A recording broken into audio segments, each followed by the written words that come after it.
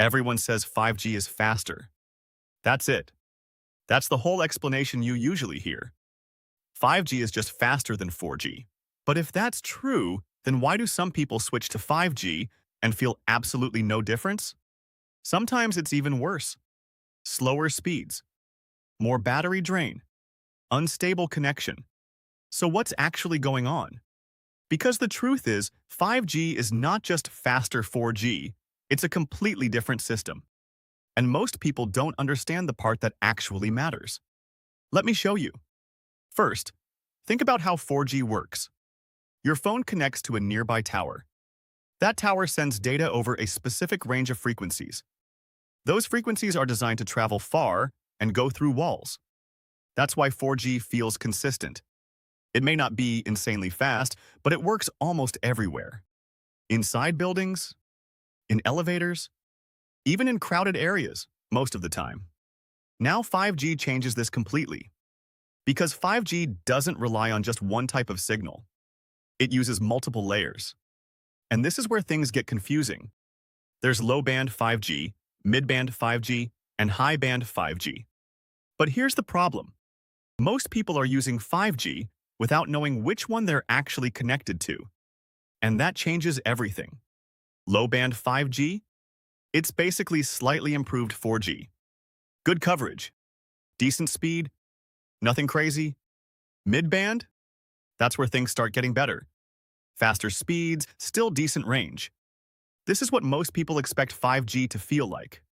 But high-band 5G? That's the version you see in ads. Insanely fast. Like downloading a movie in seconds. But there's a catch. It barely travels. It struggles to go through walls. And sometimes, it only works if you're standing in a very specific area.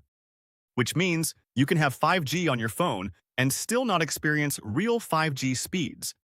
Because you're not on the right band. And this is why people get confused.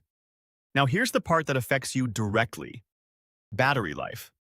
When your phone is on 5G, it's constantly switching between signals, trying to stay connected, searching for the best band.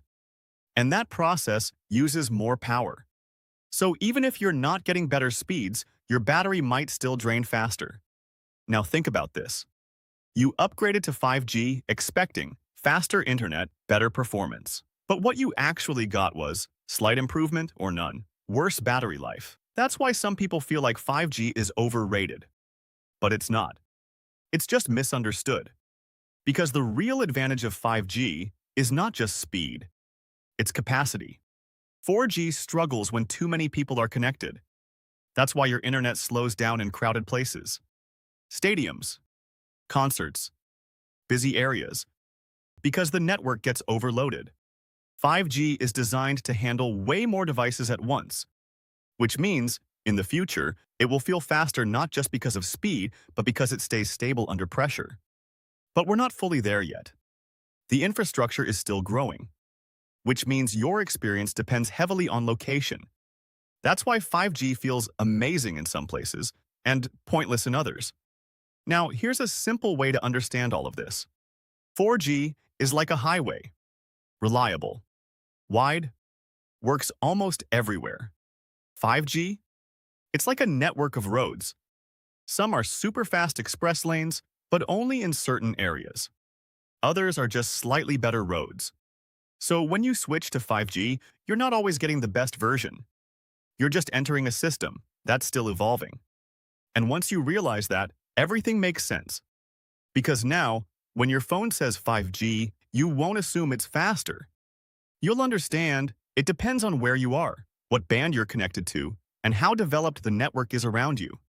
And that's the real difference between 4G and 5G.